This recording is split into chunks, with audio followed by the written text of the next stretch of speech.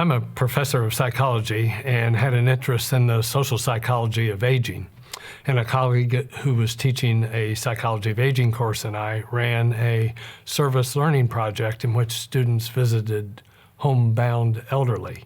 What we did in the project was have students paired with individuals who are elderly who are called senior companions. And senior companions visit homebound elderly and provide them with support. So the college students were accompanying these senior companions as they visited with homebound elderly over a period of about probably 8 to 10 weeks. It was interesting, we did research on this project, and what we found was that they didn't learn any more about aging than the students in the regular psychology of aging course. But what they did change, how they did change is their own view of their own aging. So it had a personal effect on those students as they thought about and anticipated growing older. These students had very meaningful experiences. We saw students cry. We saw students get involved in the lives of the individuals they were visiting, and we saw people change their major as a result of it. Furthermore, my colleague and I appreciated the ways in which students became more engaged as a result of their community service activities. And that was a very powerful experience educationally, and it helped me appreciate the power and the meaningfulness that community service learning has for students and for instructors. Community service learning is an innovative teaching method that integrates community service activities into an existing course and have students link those activities to the course content so that they develop a better appreciation of the course content and they grow civically. CSL is more than applied learning. It involves doing or serving in order to learn, but that's applied learning. Community service learning has another component in which students learn to serve. That is, they think about and analyze their own relationship to social issues now and in the future. Reflection is a very important piece. So I can have students go out and do a task, pick up trash. That's not community service learning.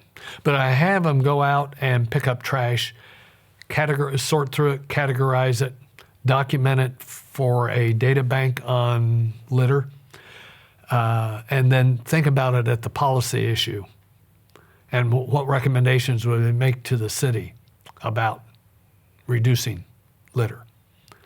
And then you're getting into the civic aspects of it. And maybe you could also, let's pretend this is a science course, you get into the science aspects of it, which of these are biodegradable, which aren't, and so forth. But also the civic aspects. How can you influence or change behavior? How can you change policy? Would it be through law? Would it be through publicity? You know, having them think about the social issue, not just the science of it. The community service activities that students engage in could be direct services to clients or residents, indirect services to a NGO, for example, redesigning the webpage of an NGO. It could be advocacy, seeking social change, policy change, and related to issues of social justice. Or it could be conducting research in and with the community. I've consulted on community service learning at universities in Asia and Southeast Asia, the United States, and Europe to help universities develop community service learning. Many of the U.S. Universities have service learning courses in their departments. What I see there as the dominant focus is direct service to residents or clients, or indirect service to NGOs. What I see as the dominant focus of community service learning in the Southern Hemisphere, specifically South Africa and South America, is a focus on social justice, social change, and advocacy. At the VU, what I see is a dominant focus on research in the community with some direct and indirect service. In all cases, I would like to see better balance among these approaches to community service learning. So I'd like to see more social justice emphasized in America, and I would like to see more direct and indirect community service in courses at the VU. I think an important message for students who are going to be doing community service learning is that they approach this new innovative teaching strategy with an open mind about additional ways to think of their role as a researcher in communities. I hope that they understand that they are working with the community. And I hope that they develop a respect for how community members can contribute as co-researchers. And what I think researchers have to be careful of is assuming they have the preferred way of knowing because of their disciplinary training. And I hope that researchers who go out into the field will understand that community residents and community staff at NGOs have a lot of knowledge, and that that knowledge can shape and direct some of the research that's conducted.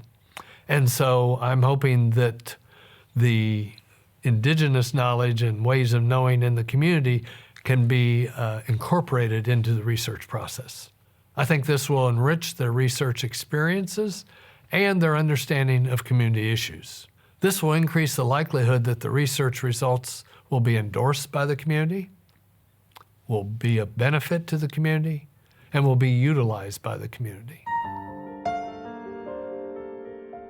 The reason community service learning is becoming popular around the world, I think, is it asks students to think about public issues and social issues in addition to their academic learning, but more important as it relates to their academic learning. How could you be a civically oriented business person? Not just a business person who cares about profit and salary, but a civically oriented one who makes choices about who you work for, the kinds of work you want to do as a business major, that have a broader purpose to the activities. And then you can plug in anything with business, a civically oriented biologist, a civically oriented historian.